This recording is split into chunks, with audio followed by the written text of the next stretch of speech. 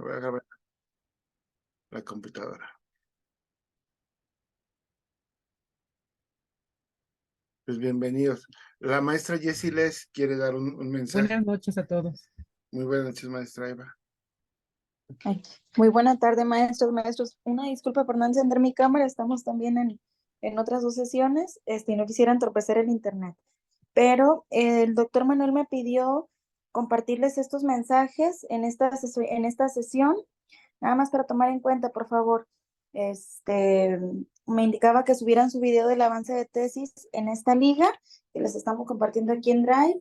Y bueno, a partir del 17 de abril se comenzarán las asesorías solamente en horarios de 3 a 5. Hay que aprovechar toda la disponibilidad que tiene el doctor Manuel para avanzar en su trabajo de investigación. Y bueno, pues estos son los mensajes que nos dan. Nada más era esta liga que queríamos compartirles. Y bueno, muchísimas gracias, doctor. No, de nada. Y bueno, recordarles que no van a tener vacaciones. Ah, no, ¿verdad? Sí van a tener vacaciones. Déjenme ver las fechas para que quede aquí grabado. Tenemos en vacaciones. Sí, se van en Semana Santa y Semana de Pascua, doctor. 30, Regresamos a las últimas 2 semanas de abril. el 20 y 27 de abril. Perfecto, para que lo tengan en cuenta. Por eso también la urgencia de que yo les mande la liga y bueno, en estos días que dé las actividades y las vayan complementando, ¿sí? Pues bueno, pues bienvenidos a la actividad del día de hoy. El día de hoy vamos a reconocer un momento bien bonito de la evaluación, uno de los más importantes, que es el trabajo de la evaluación diagnóstica. Y entonces pues vamos a trabajar en equipos, pero vamos a trabajar también aquí en la sala. Entonces vamos a irnos integrando en actividades y vamos a regresar para ir reflexionando sobre lo que vamos trabajando. Voy para acá. ¿Listos? Entonces hago la presentación. Ahí se ve bien, ¿verdad? El documento base te lo voy a enviar para que ustedes lo revisen. Y bueno, vamos a iniciar. ¿Qué es el diagnóstico en el aula? ¿Qué es un diagnóstico? Empezamos con esta pregunta para ustedes. ¿Qué es un diagnóstico?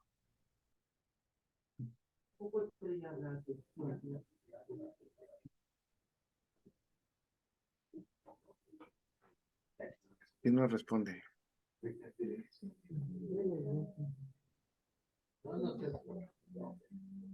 ¿En dónde han visto diagnósticos o en qué les ha sido útil el diagnóstico? Doctor, ¿podríamos hacer una comparación y mencionar que es como la primera radiografía o el primer acercamiento de cómo se encuentra nuestro cuerpo, en este caso nuestro grupo, nuestros alumnos? Ok, gracias. A esa comparativa precisamente yo iba a ir, ¿no? En una parte médica, un diagnóstico me puede servir. Es un diagnóstico preventivo. Bueno, perdón, casi yo no lo escucho, doctor. ¿No me escucha ahí? Mi maestra Lía me escucha bien. A ver, díganme, porque si no cambia de micrófono, a ver. Sí se escucha bien, prof. ¿Sí? A ver. Sí, bueno, sí se escucha. Sí, sí se escucha bien, doctor. En ese micrófono, ¿no? En ese micrófono, ¿no? En ese no, se escucha. ¿En este sí mejor? Ok. Sí. Entonces me acerco un poquito más al micrófono y le subimos un poquito el volumen, los que no me escuchen, para ver si con ambas cosas lo arreglamos. ¿Vale? Seguimos entonces. Diagnóstico inicial puede ser preventivo, como decía la maestra Eva, ¿no?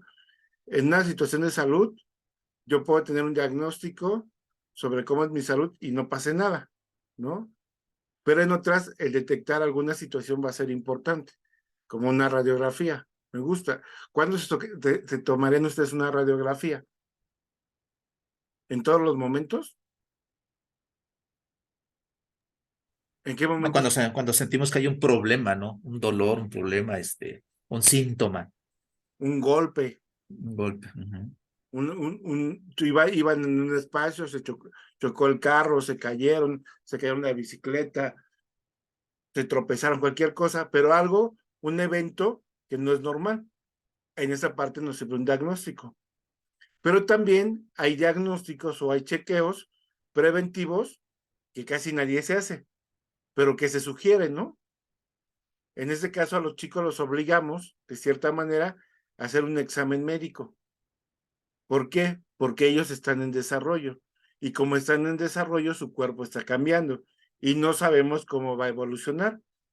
Un niño que no tiene miopía y que ve bien, así, de un día para otro, puede dejar de estar bien porque su cuerpo empieza a formarse con una pequeña deformación en el ojo y entonces le da un poquito el ojo y la graduación empieza a aumentar. El niño no lo nota porque es algo natural de su desarrollo, ¿estamos de acuerdo? Así, varias situaciones.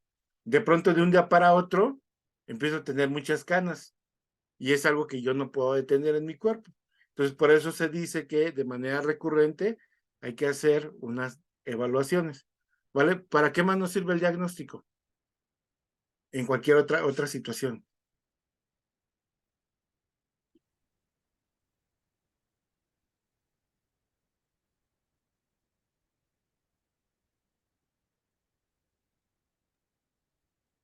En otra situación, como una analogía, sería, por ejemplo, en la mecánica, ¿no?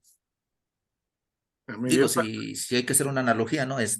Pues en la mecánica, ¿no? O sea, voy, con el auto y, no sé, me prende un testigo en el tablero y eso, me está avisando de algo, ¿no? Entonces, pues voy a que lo escanee, ¿no? Un escáner, un escaneo de la unidad. Y entonces el escaneo, regresando a esta parte, es un pequeño test donde me dice de manera rápida qué me está fallando, ¿no? Entonces, de entrada, un médico ¿Conocimientos previos? hace eso. Más de conocimientos previos, Carla, es cómo estás. O sea, ¿qué sabes? Sí pueden ser conocimientos previos, pero de una manera muy ágil en el test, ¿no? Entonces, cuando tú vas a escanear un carro, no sé si ustedes lo han visto, como dice el maestro señores, conectas a la computadora, que ya la mayoría tiene computadora, y te aparece dónde apareció una alerta. Así, sencillito y rápido. Dentro de la educación tenemos este tipo de programas y de escaneos o de test que nos ayudan a arrojar de manera muy rápida alguna situación. Pero ¿qué creen? Como en el carro, no es contundente, es solamente una alerta. Y entonces ese pequeño test tiene que evolucionar a un instrumento más amplio para saber qué se necesita reparar, en el caso del carro, o en el caso de la educación, qué necesitamos regular. ¿Estamos de acuerdo? Entonces, esa comparativa también nos sirve mucho. ¿Algo más? ¿Para qué más nos sirve el diagnóstico? Doctor, ¿nos serviría también para recabar datos y esos datos poder analizarlos, interpretarlos y valorarlos? Ese, en esencia, es el trabajo del diagnóstico, lo que decía la maestra Glendy. O recoger información para poder interpretarlo. Y entonces, no tiene que haber mucha información. Si yo recojo mucha información, entonces tengo que interpretar mucha información. Imagínense que ahorita veo en Facebook una muchacha que me gusta. Y entonces mi primera visión es, ok, me gusta la muchacha, quiero saber cómo se llama. Pero si de pronto empiezo a preguntarme yo, ¿está casada? ¿No está casada? ¿Qué estudió? ¿Cuánto gana? ¿Me puede mantener? ¿Me puede comprar un carro? Y empiezo generar más situaciones y entonces voy a empezar a prejuiciar a la persona sin conocerla. ¿Estamos de acuerdo? Porque me está dando demasiada información que a lo mejor no es necesaria. A lo mejor el simple hecho, primero, de que me haya gustado, era suficiente para mantener una relación con ella. ¿Sí me explicó? Y el resto de la información puede estar de más, porque puede ser muy prejuiciosa. Esto nos pasa de pronto con los chicos.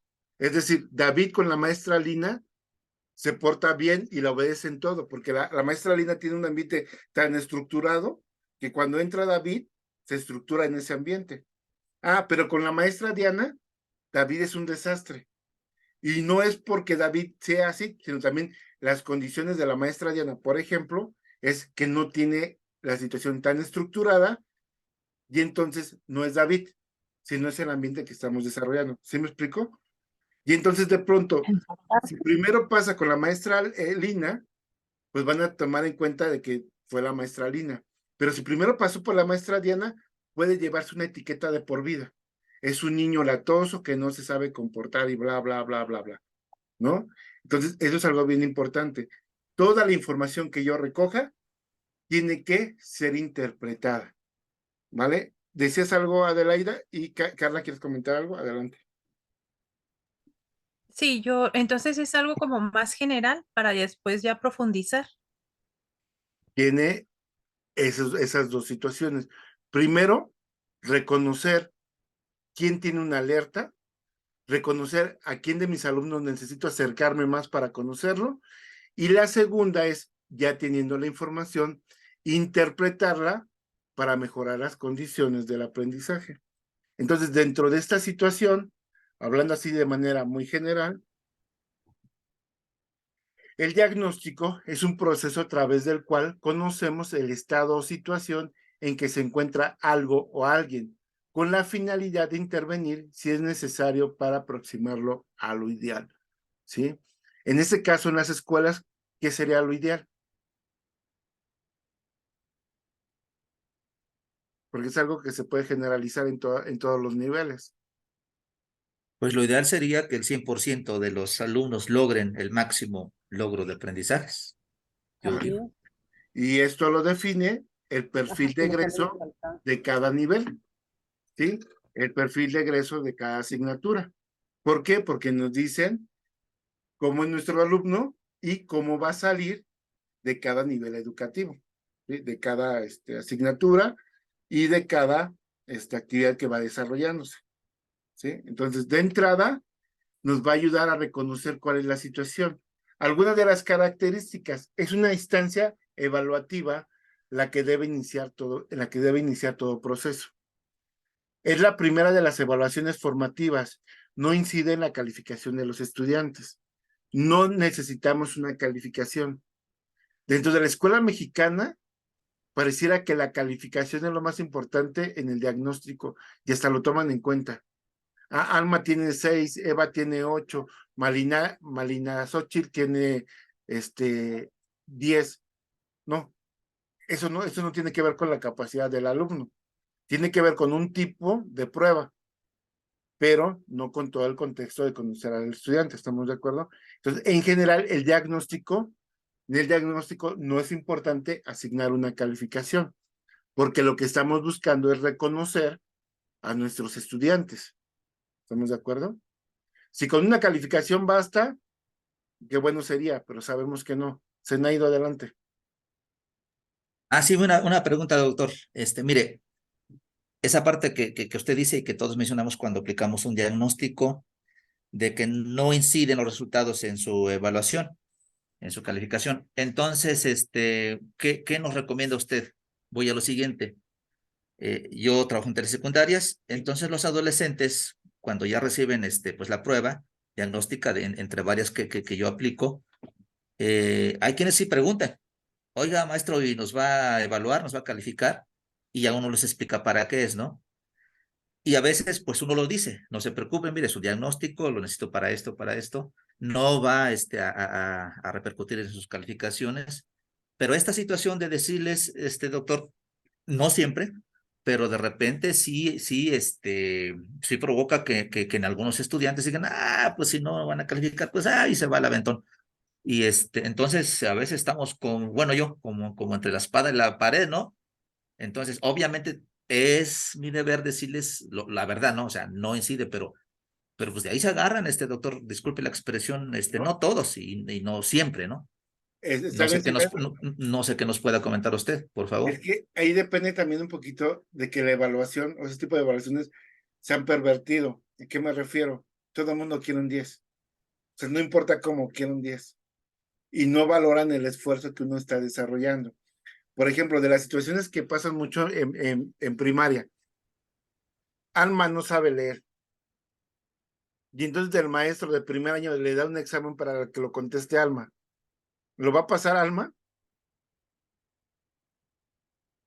Pues si no sabe leer, no lo va a contestar. No, difícilmente va a pasar. Y hay maestros que así evalúan. O sea, vamos en el último trimestre de primer año, se lo doy a Glendy, que no sabe ni leer y escribir, y hazlo como quieras. Pues, ¿para qué gastan en el examen? Ya que le pongan el 5, no tiene caso, no tiene sentido evaluar así. Entonces, dentro de lo que vamos a tratar de rescatar precisamente hoy, maestro Zenaido, es que conocer al alumno va más allá de una calificación. Y ese es el primer paso para que entiendan que lo que reconozcamos dentro de la evaluación es para que ellos mejoren, ¿sí? Es como cuando tú vas al médico y el médico de pronto te dice, bueno, me dice por lo menos a mí, estás gordo, David, ¿no? Y entonces uno se ofende. Y analizando la verdad, si estoy pasado de peso es porque estoy gordo. Y lo que yo necesito es una recomendación médica para saber qué va a pasar si sigo manteniendo este peso para adelante. ¿Estamos de acuerdo? Porque a lo mejor en un momento de la vida se puede mantener esa condición, pero cuando vas creciendo, estamos de acuerdo que el cuerpo ya no va a mejorar. Tu mejor nivel de cuerpo ya pasó, bueno, por lo menos yo a mi edad, y ahora en general viene una decadencia. Y entonces si yo no aprendí a hacer ejercicio, si yo no aprendí a comer sano, mi cuerpo ya no va a reaccionar de la misma forma que hace 10 años, 15 años. ¿Estamos de acuerdo? Eso las personas que vamos, bueno, que ya tenemos cierta edad, lo reconocemos o nos cuesta trabajo reconocerlo. Y queremos que nuestros alumnos, que nuestros hijos reconozcan esa condición. No sé si me explico con esa parte. La evaluación es algo similar. Tienes que aprender que lo que te están revisando es para tu bien, porque tienes que mejorar. Y para esto hay que romper con el sesgo conductual, donde tenemos un estímulo y es una respuesta. Y nos vamos a lo más difícil, algo reflexivo. Seguramente a ustedes les ha pasado. Recuerden alguna indicación que les dijo papá o mamá en la vida, ¿no? No agarres el sartén de ese lado porque te vas a quemar. Y uno necio, y hasta que se quemó. Y ya después uno recuerda hasta con cierta nostalgia. Ay, esto me lo decía mi papá que no le haga así, o que lo haga de esta otra manera. ¿Sí o no? O cuando pasa, te lo dije que te ibas a quemar, yo te lo dije. ¿Sí? Porque las experiencias las vamos construyendo. Eso es lo que queremos con los chicos, que dentro de esta situación ellos reconozcan que estamos evaluando, pero en este momento lo más importante, que yo los conozca, que yo sepa qué tipo de trabajo se va a sostener con ellos o qué tipo de trabajo tenemos que modificar. Entonces, este diagnóstico es dinámico, su finalidad, eso nos tiene que quedar bien claro, establecer criterios metodológicos y pedagógicos. Es decir, decidir la mejor forma de trabajo con estos alumnos. ¿Sí? Conforme que su contexto, conforme que su edad, conforme que sus estilos y ritmos de aprendizaje, conforme lo que yo conozco. ¿Sí? Entonces, dentro de la rutina que tenemos ahorita con los chicos, yo les puedo estar gritando a cada rato. Así aprendimos la mayoría de nosotros, ¿no? ¿Se puede ahorita estarle gritando a los chicos? Legalmente ya tenemos No, otra repercusión. No, ya no se puede. Entonces, ya olvídate de gritar. Hay muchos maestros que decimos, es que en mis tiempos era mejor la educación y sí había valores, sí había respeto. Sí y no. Había personas que les importaban los valores y el respeto. Las nuevas generaciones no nos importan. No es un problema de los chicos, porque los chicos no saben ni qué son los valores ni qué son el respeto. Eso lo enseñamos los adultos. Entonces decimos mucho, es que esta generación de cristal que no sabe hacer las cosas. Llegamos a la generación donde las tías no van a aprender a hacer un pavo para Navidad. ¿Sí han escuchado ese tipo de términos? Llegamos a la generación donde los hombres ya no van a saber cazar mamut. No, o sea, una mirada que ya tiene siglos que pasó esas situaciones. Estamos bajo una nueva mirada. ¿Qué se necesita? ¿No? ¿Estamos de acuerdo? ¿Quién les enseñó a ustedes a cocinar? ¿Quién les enseñó a ustedes a barrer? ¿Quién les enseñó a ustedes a trapear? ¿Quién les enseñó a ustedes a cambiar una llanta? Papá, mamá, la familia y la forma en que estaban integrados. ¿Estamos de acuerdo? Eso es lo que se ha perdido. No los chicos en sí, sino las dinámicas sociales. Regresando a la escuela, entonces, ¿qué tipo de dinámica yo conozco y qué tipo de dinámica puedo ajustar con los chicos? Esa es la finalidad de la evaluación. que requiere instrumentos con buenas cualidades, que pueden ser psicométricas, fiables, válidos y factibles. Todo aquello que me permita reconocer quiénes son mis alumnos. ¿Sí? Su función es de regulación, llevar un control para llegar a una meta. Su evaluación será preferentemente cualitativa y el propósito intencionado, ya que tiene un valor objetivo, relevar los conocimientos previos. ¿Vale? Entonces, dentro de esas situaciones, lo más importante va a ser, si por ejemplo ahorita el maestro Zenaida nos decía, si yo aplico una prueba y les digo que va a ser diagnóstica y a los chicos no les funciona, eso es parte del diagnóstico. O sea, saber que a los chicos no le toman importancia a una evaluación, y entonces, ¿cómo voy a hacer que hagan, que validen ese tipo de exámenes? ¿No? ¿Para qué les sirve a ustedes un examen de 100 preguntas si al final ni ustedes van a reconocer esa evaluación? No me acuerdo si ya les comenté el del mago, las prácticas del mago, ¿sí se las dije en la primera sesión? Los maestros magos. Sí, doctor, somos magas. Sí, entonces de pronto hay maestros que de la nada sacan calificaciones. Muchos reconocemos dentro de algunos compañeros. O sea, ni siquiera trabaja y no tiene problemas, porque a todo mundo le pone 10 y es el contentillo de todos. ¿Sí? Y entonces dentro de esa parte, ¿qué valor estamos dando al trabajo? Dentro de la concepción, yo sé que ninguno de ustedes es así, porque por algo están en jueves, en la noche, en este espacio y haciendo un doctorado, es porque tienen cierto merecimiento en que queremos cambiar las condiciones. Pero tenemos compañeros así. Y entonces, ¿de qué me sirve evaluar de la nada?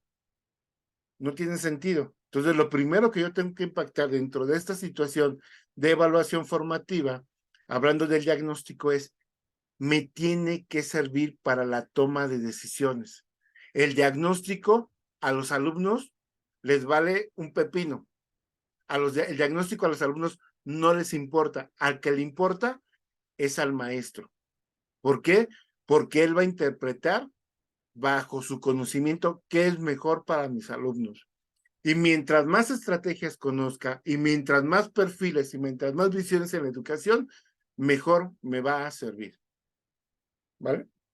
En el diagnóstico con el constructivismo, recordamos que el constructivismo es un mecanismo productivo de los conocimientos y pone el acento en la interacción sujeto-objeto, la forma en que se van a interactuar el conocimiento, el desarrollo del aprendizaje con los alumnos.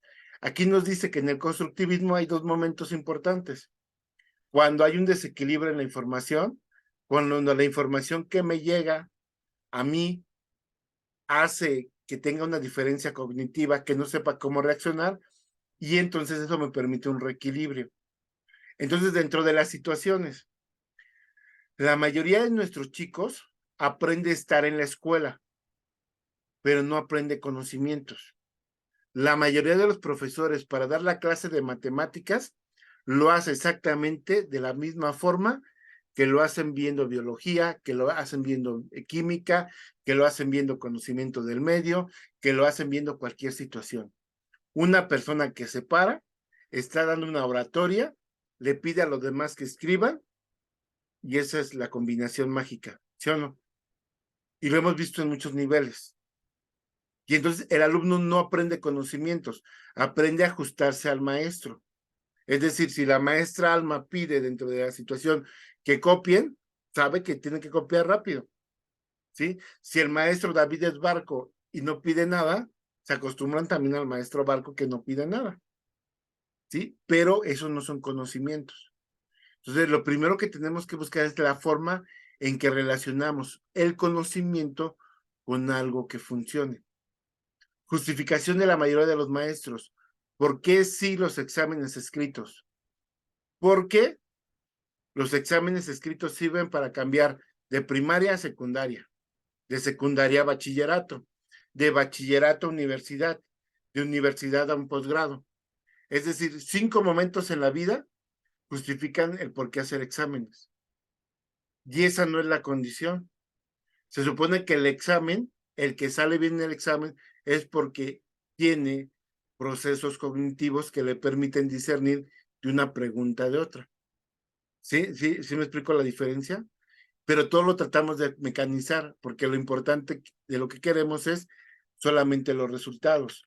Dentro de esta visión, el constructivismo quiere romper con esa idea y tenemos que buscar 3 elementos importantes para la construcción de este diagnóstico. O sea, solamente para conocer al alumno. Primero, ¿qué disposición tiene para aprender? O sea, el alumno está en la clase, pero ¿de verdad quiere estar en la clase?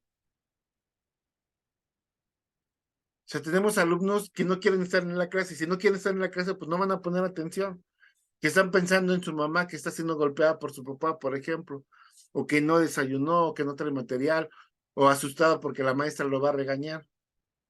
¿Se les hace conocido algunos de estos casos? ¿Qué podemos hacer nosotros? Pues de entrada tenemos que mover esa idea del niño y decirle, ¿sabes qué? Acuérdate, estás ahorita en la escuela, yo te protejo, siéntete bien, dime cómo te sientes, y empezar con esta dinámica para que el niño tenga disposición de aprender y tiene que confiar en sus propias habilidades, saber que él puede lograr las cosas. Y dentro de estas situaciones tenemos otro nivel de desarrollo, el evolutivo. El alumno es capaz de hacer distintas situaciones conforme a su edad. Y entonces, conforme a su edad y su contexto, vamos a ver que puede operar distintas situaciones. Hay, por ejemplo, un video que a mí me gusta mucho, y a lo mejor lo pueden encontrar en TikTok, donde dice adultos mayores versus niños en tecnología. Y entonces le dan un teléfono de discos a los niños, de no sé, de 7, 8 años, y le piden que hagan una llamada. Y los niños no entienden cómo discar. No saben cómo discar. Y le dan un teléfono a los abuelitos y no saben cómo encontrar, ¿no? Y van al revés con ese tipo de experimentos. A unos jóvenes les dan un guía roji. ¿Se acuerdan del guía roji alguno de ustedes? ¿No te tocó, Lilia? Eran unos mapotas. Así es, sí. Unas hojas grandotas, y el que iba de copiloto tenía que aprender a leerlas. ¿Se acuerdan? Así es. Ajá. Y pararte en cada esquina a revisar y aprenderte de memoria las rutas. ¿Ah? Bueno, había abuelos que con el guía roji, alrededor de una cuadra, porque todavía existe el guía roji, llegaban en cerca de 5 o 10 minutos a la ubicación. ¿Sí? Pero con Google Maps no podían.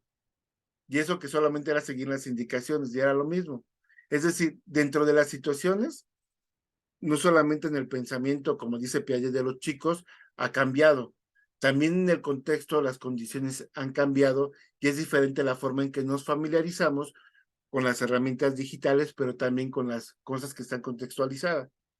Entonces, dentro de este desarrollo evolutivo tenemos que tener muy claro cuál es el contexto histórico donde se están viviendo las actividades.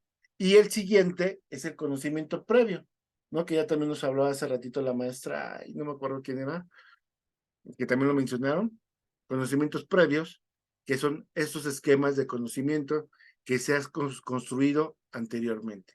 Entonces, la disposición de aprender, el nivel evolutivo y los conocimientos previos nos van a ayudar a reconocer qué es lo que necesitan mis alumnos, ¿sí? Y entonces hay algunas teorías, por ejemplo, en primer año, que nos hablan que los chicos tienen que madurar para escribir. ¿Se han escuchado esa parte? Los niños tienen que madurar, de preescolar a primaria tienen que madurar. Y hay gente que dice, ¿a poco maduran como las frutas? ¿Se les ha tocado esas expresiones? Sí, doctor. ¿Y a poco tienen que madurar los niños? ¿O no? ¿Sí o no? ¿Cómo ven ustedes? No todos, Yo maestra. digo que sí. Yo digo que no. ¿Por qué no y por qué sí? Sí van madurando porque van cambiando su punto de vista Incluso desde preescolar preguntan mucho, mucho preguntan, y es así como ellos van cognitivamente cambiando sus pensamientos. ¿Mm? Y en esa parte, Alma, lo que habla Piaget más que madurar es de una pequeña evolución que van teniendo los chicos de manera constante. ¿Mm? Dentro de la situación que de pronto dicen algunos de madurar, es una situación que de pronto se entiende mal, porque es de pronto tengo un proceso y de la nada lo cambio a otro, o sea, como las frutas.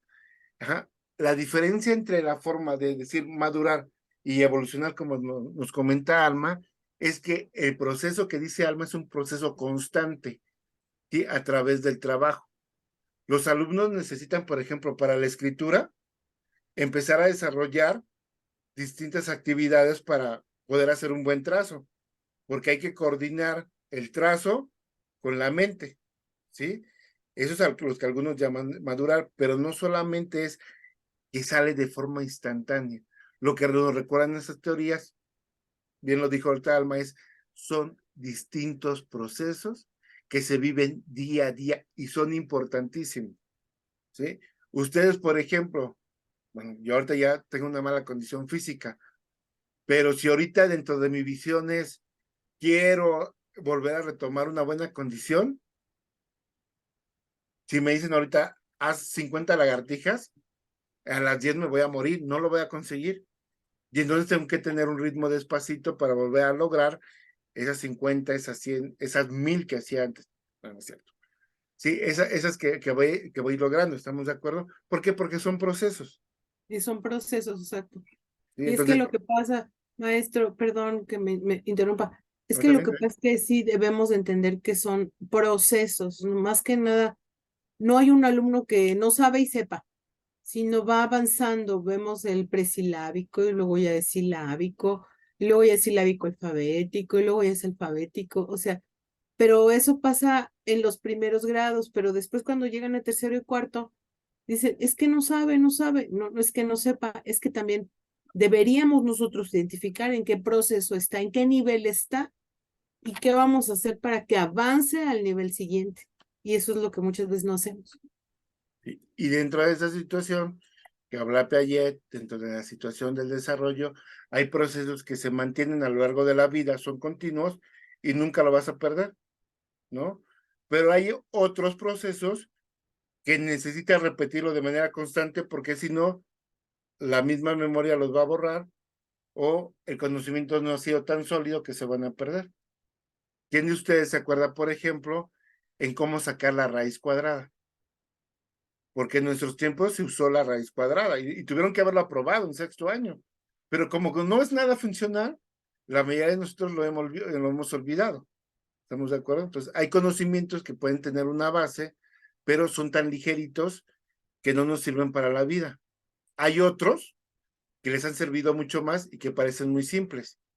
Dentro de esas situaciones, lo que buscamos con el constructivismo es que el conocimiento no se quede ligerito, sino que realmente nosotros lo apropiemos y en algún momento lo relacionemos con otros conocimientos y al final construir una red tan grande que cuando hablemos de la raíz cuadrada, por ejemplo, lo pueda recordar, porque cuando me lo enseñó la maestra Lisette, lo hizo de una manera tan calmada, tan bonita, que no me acuerdo de la raíz cuadrada en concreto, pero me acuerdo de la forma en que explicaba la maestra. Y entonces a relacionar y evocar ese recuerdo, reconstruyo cómo utilizar la raíz cuadrada, ¿no? Así también aprendemos los seres humanos. Dentro de estas situaciones, lo voy a colocar aquí, en lo que se va viendo el video, se ve el video, ¿verdad?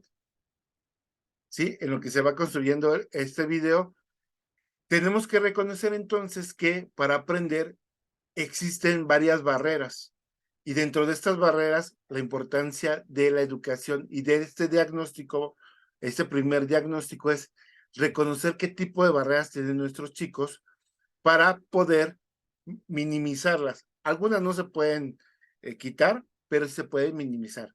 Entonces, las barreras para el aprendizaje y la participación son factores en el entorno de una persona que cuando están presentes o ausentes limitan el funcionamiento y generan discapacidad. Numerosos factores generan tales dificultades. Algunos son intrínsecos a los alumnos, pero en su mayoría externos a ellos. Por lo tanto, debemos favorecer su interacción con el contexto escolar. Las barreras no son del alumno, las barreras son del contexto. El término VAP se adopta en lugar de necesidades educativas especiales para hacer referencia a todas las dificultades que experimentan cualquier alumno o alumna. ¿Sí? Dentro de esta situación, tenemos que recordar entonces que hay alumnos que a pesar de tener barreras muy marcadas, la forma en que se interactúan con ellos hacen que se eliminen o prácticamente desaparezcan. Alumnos en situación educativa en riesgo son niños, adolescentes y jóvenes cuyo derecho a la educación están siendo vulnerado, lo cual se manifiesta en que no ingresan a la escuela, ingresan tardíamente, ingresan pero no permanecen, repiten 1 o más años, abandonan temporalmente la escuela, permanecen pero no aprenden según los ritmos y formas establecidas en la escuela, contenidos de baja relevancia que comprometen su trayectoria escolar posterior. Si bien es cierto que algunas barreras se pueden identificar en contextos que están fuera del alcance del maestro, de grupo de la escuela, es necesario identificarlas para promover ante quien corresponda la eliminación o minimización de las mismas. Las barreras se pueden presentar entonces en 3 contextos. Primero, aula. Bueno, el escolar. En el aula, el áulico. Y en el sociofamiliar. Tenemos nosotros distintas posturas de lo que son las barreras para el aprendizaje y la participación. En este caso, vamos a revisar rápido las barreras de aprendizaje de Ignacy Puigdebol, algo así. La primera es actitudinales, después las metodológicas, las organizativas y las sociales. En las actitudinales, destacan la tendencia a suponer que el alumno con discapacidad no es nuestro alumno, sino que más bien es el alumno del especialista. Se manifiesta con actitudes negativas del maestro hacia el alumno. Hay rechazo. Barreras mentales del alumno hacia el aprendizaje. Muy bajas o muy altas expectativas de los padres y docentes. Actitud sobreprotectora de padres de docentes o compañeros. Rechazo abierto encubierto del personal de la escuela, acoso o rechazo de compañeros. Otra de las barreras que son frecuentes dentro de la escuela son las barreras metodológicas. Destaca la creencia que es imprescindible trabajar en clase con niveles de aprendizaje semejantes entre el alumno. Por ejemplo, se hace imprescindible el trabajo individualizado. Se manifiesta con un currículo rígido, poco nada flexible, contenido curricular poco relacionado con las experiencias previas y la vida diaria de los alumnos, exigencias curriculares poco apropiadas a las etapas de desarrollo físico y psicológico de los alumnos, el principio de realidad, poca o ninguna correlación de los contenidos, poca o ninguna utilización de apoyos para el aprendizaje, no adecuación del currículum según las características del aprendizaje del alumno, cognición, ritmo y estilo, no ampliación o creación de recursos que faciliten el acceso al currículum, fallo en motivar al alumno, material de enseñanza poco comprensible, escasa o ninguna coordinación metodológica entre docentes, falta de apoyo efectivo del docente especializado hacia el de grado, no de reforzamiento ni generalización de lo enseñado.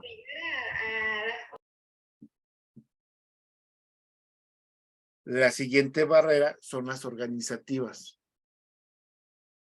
Hablamos de hacer referencias a las diferentes formas de agrupación del alumnado y de las posibilidades de intervención de la comunidad en diferentes formas de apoyo o la escuela. También considera analizar la nueva organización del trabajo del profesorado de apoyo.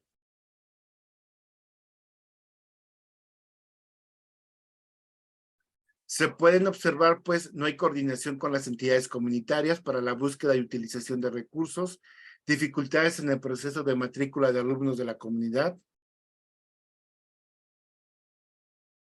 ausencia de un plan de mejora continua o una planeación estratégica que planifique, orqueste todas las acciones para la inclusión, poca o ninguna coordinación y fluidez entre las diversas etapas del proceso educativo cuando se realizan en centros escolares distintos.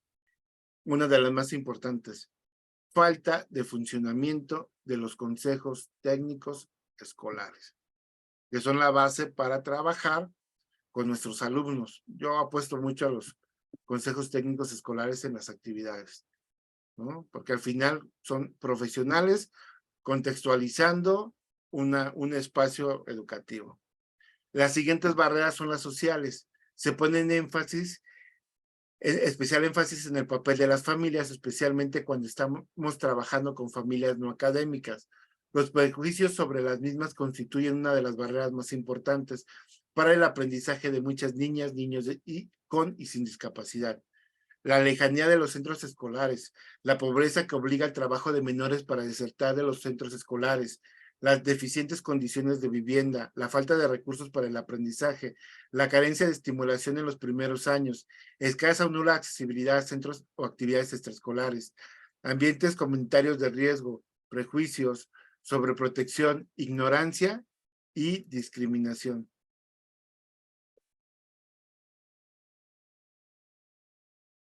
Aparte de estas barreras, hay otras que para mí es la más importante.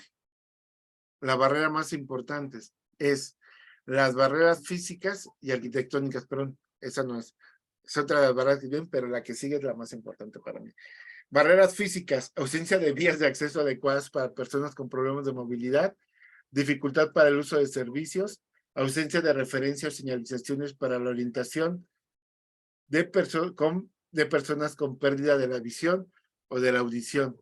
Ahorita con la pandemia, el que tengan el cubrebocas es un daño para el maestro porque está hablando, pero también limita a los chicos en la participación, porque hay niños que tienen problemas auditivos, que ese es el momento de que de manera natural aprendan a leer los labios, y el cubrebocas limitan ese aprendizaje, ¿no? Hay niños que en este momento tienen que aprender a leer la cara, porque eso les va a facilitar el aprendizaje, sobre todo en lo emocional. Los primeros grados de educación, sobre todo, inicial, preescolar, las primeras áreas de primaria, tienen meses que ya tienen que haber dejado el cubreboca a los maestros. Pero todavía está la postura de que estamos en pandemia y algunos no lo quieren dejar, pero limita mucho este aprendizaje de los chicos. Aulas mal ventiladas, y dentro del cubrebocas recordé algo. Mi hermana está en preescolar y me decía, platicando ahorita del cubrebocas, tengo un niño, ella me decía, de preescolar, va en segundo de preescolar, que su mamá le dijo que no se quitara el cubrebocas. Y estaba llore y llore porque tenía el cubrebocas. Como ya el cubrebocas, antes como que duraba mucho tiempo y lo cambiaban y era como más estricto el uso del cubrebocas. Seguro que ha pasado para todos. Ese chico tiene un cubrebocas de tela, que lo que hizo la mamá para resolver la situación del cubrebocas es amarrarlo de aquí atrás y hacerle un nudo. El niño estaba llore y llore y llore porque el nudo ya le había lastimado la oreja desde tiempo. Y como es el mismo que usa, imagínense cómo estaba la orejita del niño. Y entonces él no se lo quería quitar porque su mamá era muy estricta de que lo tenía. Aunque mi hermana le dio uno nuevo, pues ya estaba lastimado y no iba a estar, ¿no? Entonces me acordé de esa parte ahorita. Lo tenía que sacar en alguna clase.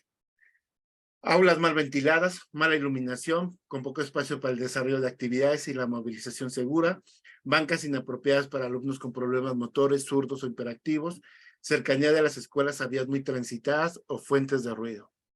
Y ahora sí, la barrera que les decía que para mí es la más importante eliminar es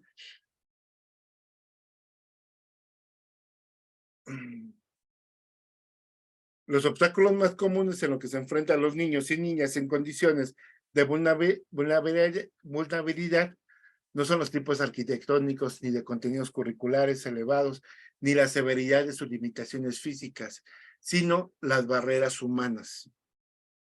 En un entorno cada vez más globalizado, con estudiantes provenientes de todos los ámbitos de la vida, la inclusión en la educación no solo es una sugerencia, sino una necesidad. La mayoría de las situaciones que vimos en las barreras, el maestro las puede eliminar con distintas acciones. El alumno que no ha desayunado, por ejemplo, a mí me tocó en alguna situación, 6º año, había un alumno que llegaba y se dormía. Así como llegaba, se quedaba dormido. Y entonces, platicando con él, una vez se sinceró y me dijo, ¿sabe qué, profe? Lo que pasa es que yo a las 5 de la mañana estoy cargando bultos en la central de abastos. Un niño de 6º año, estaba fuerte el muchacho, cargando bultos. Hay gente que va a decir, no, es que no es posible como un niño de 10, 11 años esté cargando bultos o costales. A mí, como me tocó vivir una vida difícil de niño, yo sé que si tú no trabajas, no comes. Y entonces tiene que comer. Solución que tuvimos nosotros dentro de la escuela, con mi grupo de 6º año. Llega Gerardo, llega al asiento, se puede dormir. Todo mundo callado para que se pueda dormir su compañero. Lo que hacíamos nosotros era su lechita, con su fruta, siempre estaba ahí, ¿no? Mínimo, el desayuno que dan aquí en la Ciudad de México del DIF. Y de pronto los chicos se organizaron para que cada uno un día, si te ponían a ti, Diana, un sándwich con una manzana, y te tocaba a ti, ese día le llevabas tu sándwich y una manzana a Gerardo. Si de pronto a Natalia le tocaba el siguiente día y le ponían una quesadilla, le llevaba la quesadilla a Gerardo. Al final, después de una hora de descanso, el niño se despertaba y era de lo mejorcito en la clase. Ese tipo de barreras se eliminan fácil cuando tienes una persona que conoce las condiciones y sabe cómo los va a apoyar. Y así como este ejemplo, muchísimos que tenemos cada uno de nosotros, ¿no? Con el lápiz, con la goma y todas las condiciones. Hay que recordar entonces que la educación es un derecho, no es un acto de caridad.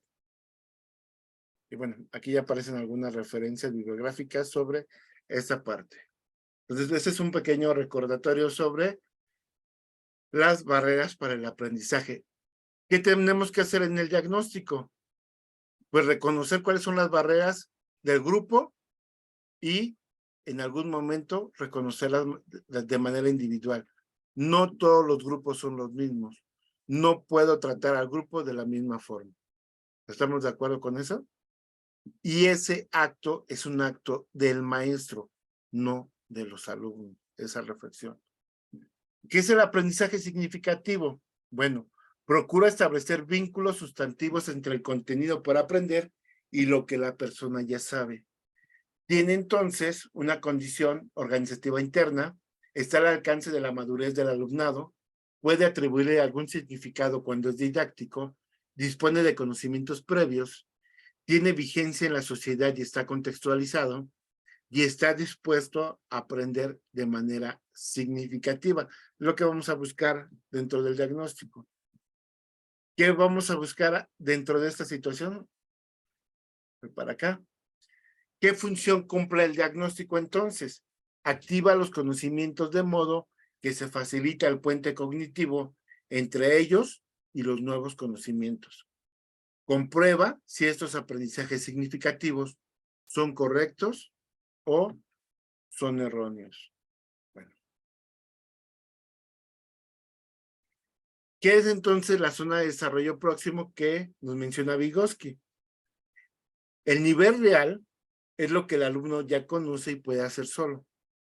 Cada uno que entra a una clase ya es una persona que está formada con un conocimiento.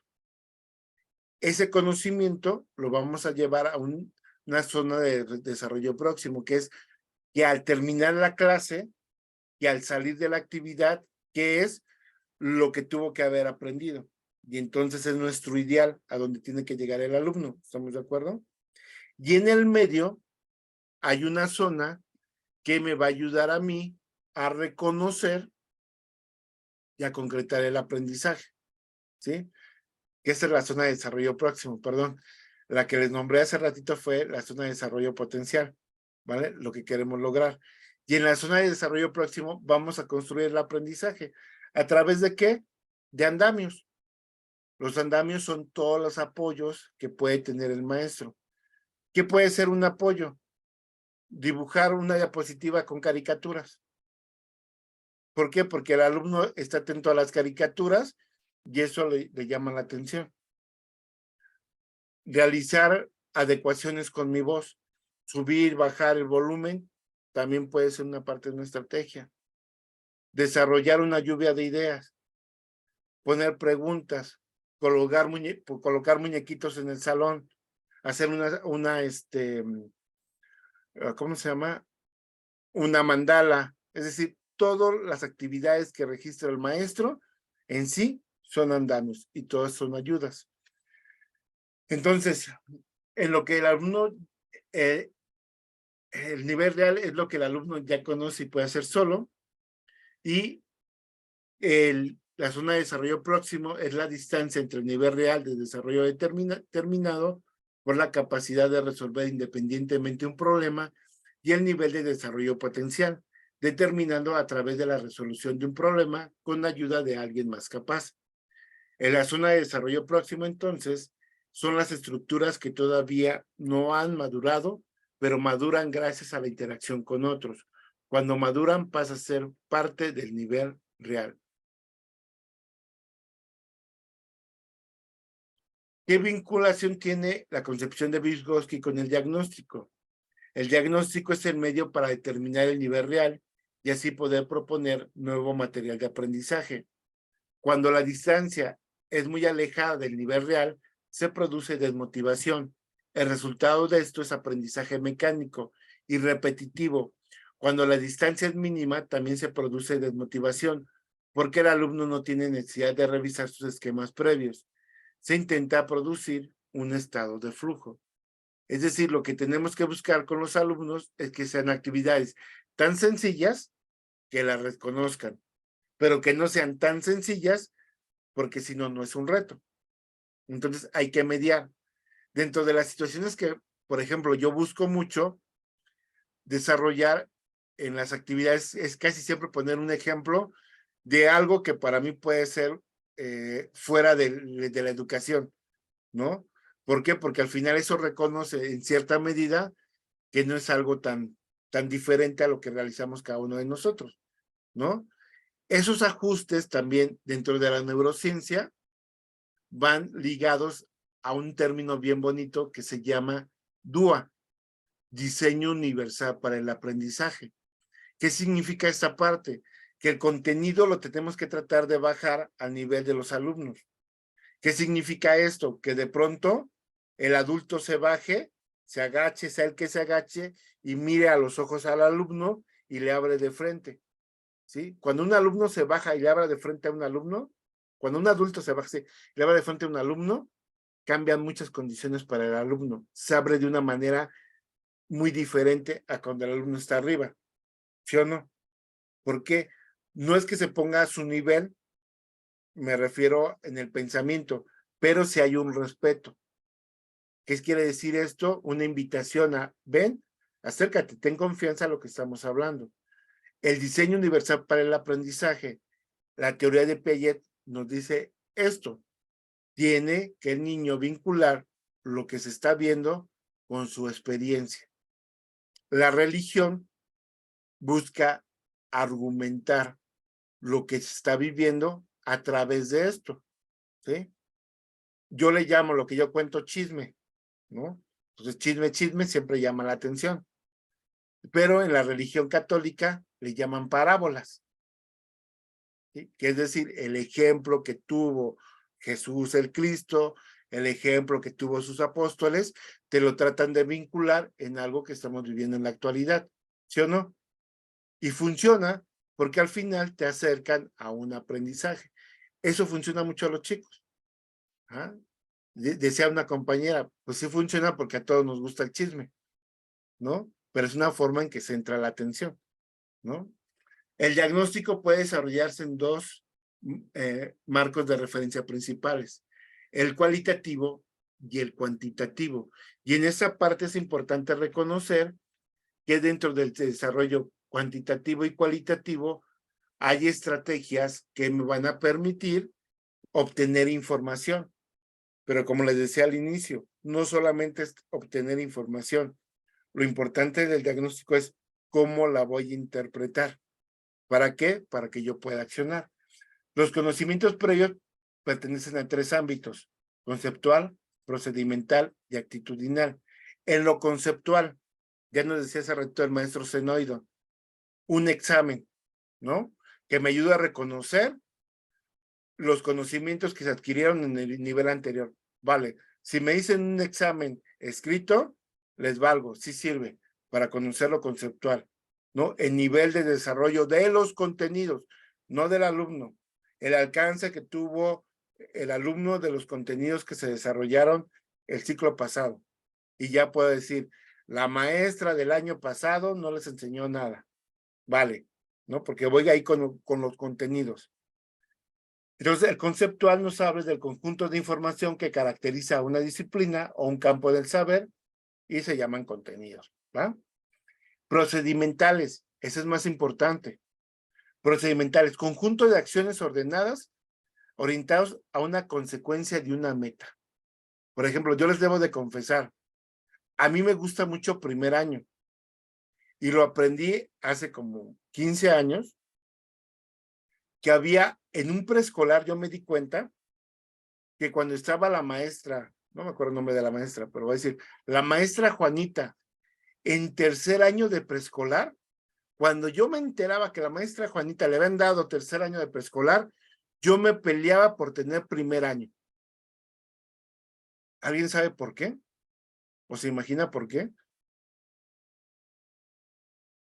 Así, cuando la maestra Juanita del preescolar cercano tenía tercer año de preescolar, yo quería ese primer año. Sí, me imagino por qué, maestro. ¿Por qué, maestra Los Natalia? niños salían sobresalientes, me imagino que en lectura o tal vez en escritura o en ambos. Los niños a lo mejor eran participativos. Y pues a eso, a un maestro de primer año, y hablando de primaria o al revés, si se conociera pues de dónde vienen los niños de primaria a secundaria, pues hasta los mismos maestros de secundaria se los pelearían. Y pasa muy comúnmente. Es algo muy característico, yo creo que no nada más en su situación, hay muchos casos ¿Sí? en muchos lugares. Aquí lo importante, maestra Natalia, más que los conocimientos, los hábitos. Eran chicos con muchos y bien preciosos hábitos. Pero cuando le tocaba a otra maestra, que tampoco me acuerdo el nombre, ahí yo no lo quería. Porque esos alumnos venían con demasiados situaciones, falta de hábitos, que de verdad era impresionante cómo se tenían. ¿A qué me refiero con esto? Dentro de las muchas situaciones, tú puedes tener un grupo que no tenga mucho conocimiento, pero si tiene hábitos de trabajo, te aligeran muchísimo las cosas. ¿A qué me refiero hábitos de trabajo?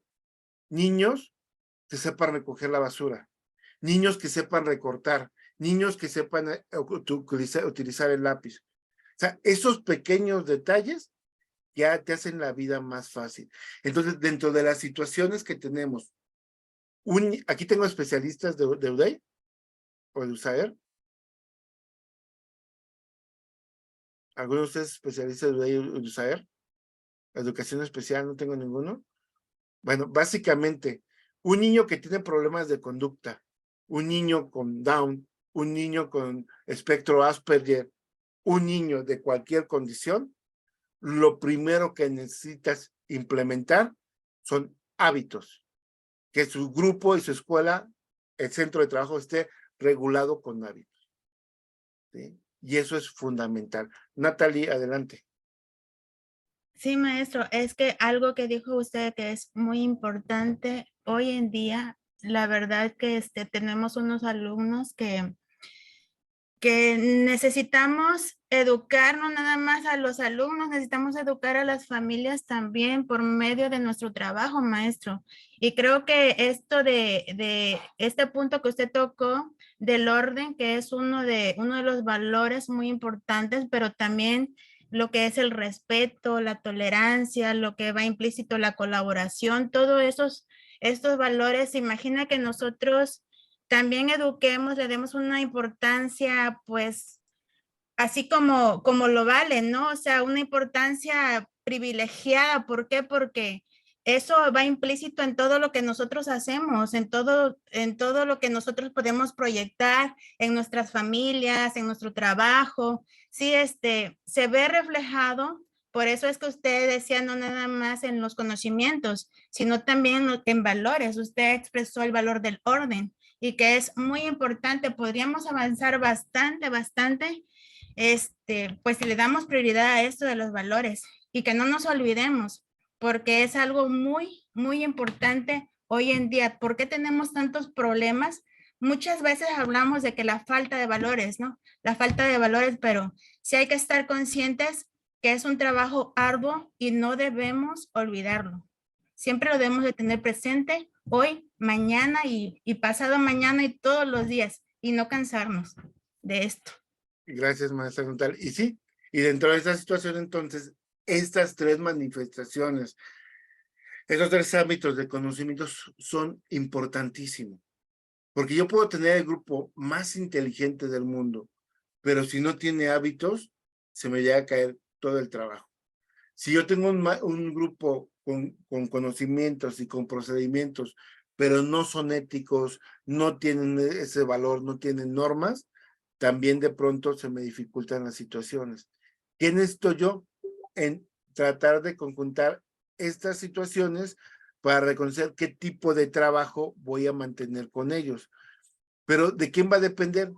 De la postura de ustedes, su postura ética, su postura de trabajo. Entonces, para Lisette puede haber ciertos rasgos de valor y de trabajo que son necesarios por la dinámica que va a tener ella. Y a lo mejor Diana ajusta ese nivel de trabajo.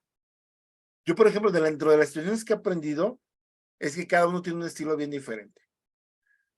La persona, había una maestra que a mí me caía mal, porque era bien prepotente dentro de la función que tenía. O sea, tú la veías, bueno, yo en ese tiempo decía, la maestra es muy prepotente. O sea, sabe, se nota que sabe, pero ¿quién la puede querer? Así yo decía cuando era más chico, ¿no?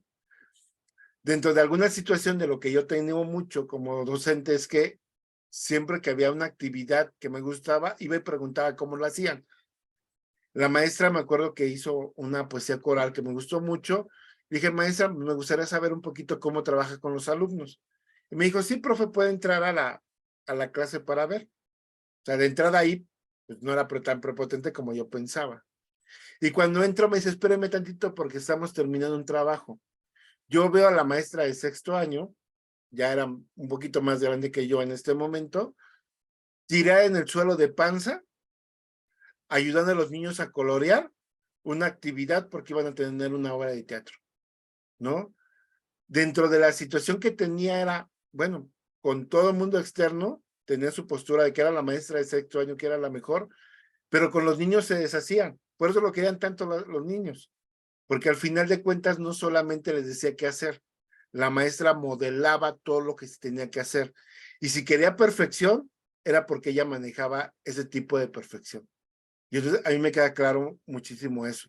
Si tú quieres demandar algo, lo tienes que dar y lo tienes que enseñar. No hay otra manera. ¿Estamos de acuerdo? Y eso va a depender de cada uno de ustedes lo que necesite. Habrá maestras que digan, este grupo es muy ruidoso. Habrá maestros que digan, este grupo es demasiado callado. ¿Sí? Y entonces, aquí lo importante dentro de esta situación es no que te conviene a ti, que le conviene a los chicos para tener su mejor dinámica.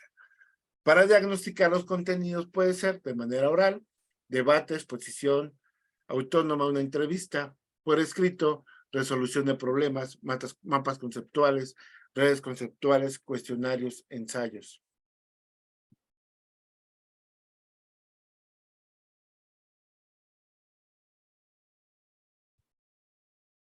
¿Cómo se diagnostican los contenidos procedimentales? Descripción teórica de cómo debe realizarse el procedimiento, aplicación de procedimientos a situaciones particulares, elección de procedimiento más adecuado para cierto contenido conceptual.